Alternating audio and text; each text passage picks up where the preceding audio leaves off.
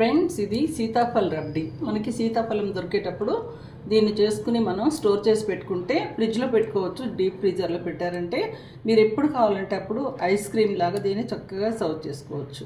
Okay, తప్పకుండా చేసుకోండి. చాలా చాలా చాలా సులువుగా చేసుకోవచ్చు. తర్వాత మనకి చాలా చౌకగా కూడా అయిపోతుంది అనమాట.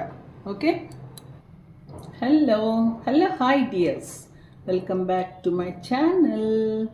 ఫ్రెండ్స్, ఈరోజు మనం ఫుల్ క్రీమ్ మిల్క్ తీసుకుని ఒక మంచి స్వీట్ తయారు చేసుకుందాం. ఓకే, దానికి కావాల్సినవన్నీ ఇక్కడ పెట్టుకున్నాను. మీకు ఒక్కొక్కటి వేస్తూ నేను తర్వాత చెప్తా. ఓకే, ప్యాన్ వేడి చేశాను. అందులో చూడండి, మీకు కొలత చూపించడం కోసం కప్స్లో వేసుకుంటున్నాను మిల్క్. 1/2 లీటర్ మిల్క్ నేను కప్స్లో కొలత చూస్తున్నాను. ఇది 2 కప్స్ వచ్చింది.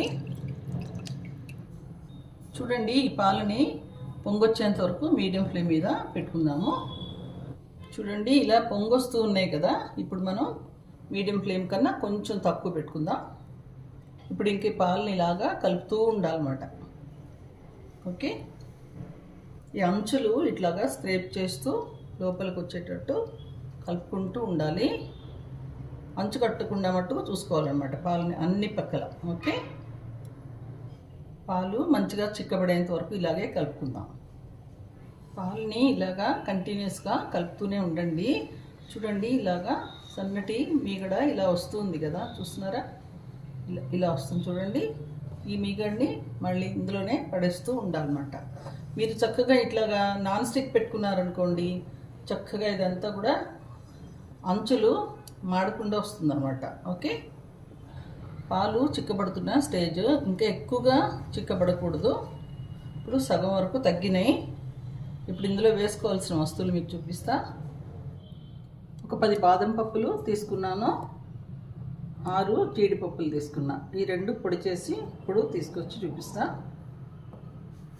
చూడండి, పాలు ఇలాగా చక్కగా మీగడ గట్టి చక్కగా ఉంది. చూడండి, ఈ టెక్స్చర్ మీకు చూపిస్తాను. చూడండి, పాలు తరకలుగా ఎంత బాగుంది, చూస్తున్నారు కదా. ఇప్పుడు ఈ స్టేజ్లో మనం మిగతావన్నీ యాడ్ చేసుకుందాం. చూడండి, ఇలా పొడి చేసి పెట్టుకున్నాను.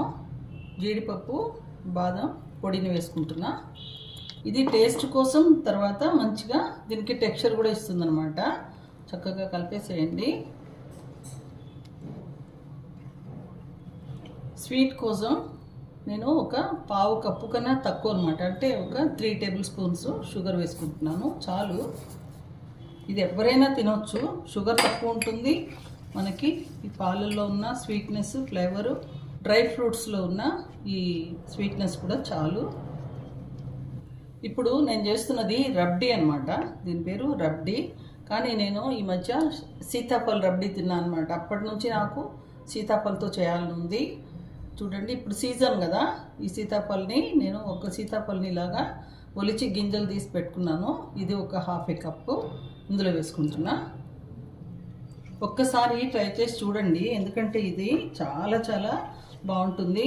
ఐస్ క్రీమ్ కన్నా బాగుంటుంది అనమాట. జస్ట్ లైక్ సీతాఫల ఐస్ క్రీమ్ లాగా ఉంటుంది. ఇప్పుడు షుగర్ కరిగేంత వరకు దీన్ని కలుపుదాము. కొంచెం ఫ్లేమ్ రైజ్ చేసుకోవచ్చు. షుగరు కరిగేంత వరకు కలుపుకుందాము. షుగరు మంచిగా కరిగింది. ఇప్పుడు కార్డమం పౌడర్ వేసుకుంటున్నాను. యాలకుల పొడి ఒక 1/2 టీ స్పూను.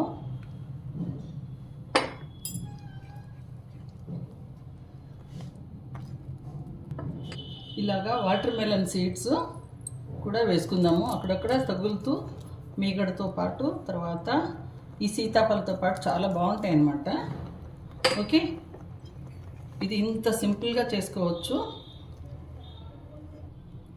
చూడండి, ఇలాగా పోరింగ్ కన్సిస్టెన్సీ వచ్చేటప్పుడు దించేసేయండి. కొంచెం ఇది తీసిన తర్వాత చిక్కుపడుతుంది అన్నమాట.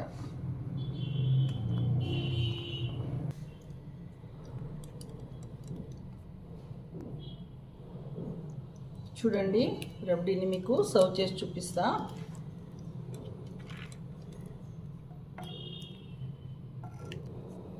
ఈ రబ్డీని మనం ఫ్రిడ్జ్లో పెట్టుకుని చల్లగా చేసుకుని తింటే బాగుంటుందన్నమాట. సర్వ్ చేస్తే కూడా ఇలాగా ఈ పప్పులు వాటర్ మెలన్ సీడ్స్ ఇవి పుచ్చకాయ గింజలు అనమాట దీని మీద వేసుకుంటున్నాను.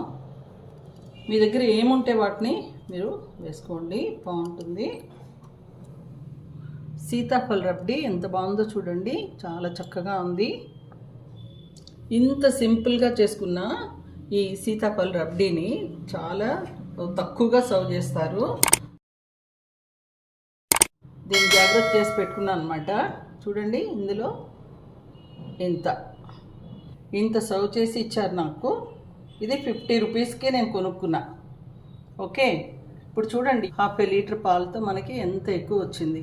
నేను కొనుక్కున్నది ఇది 50 రూపీస్. దానికి దీనికి అస్సలు టేస్ట్లో ఇంకా ఇదే చాలా చాలా బాగుంది. ఓకే, తప్పకుండా చేసుకోండి. Thank you, thanks for watching.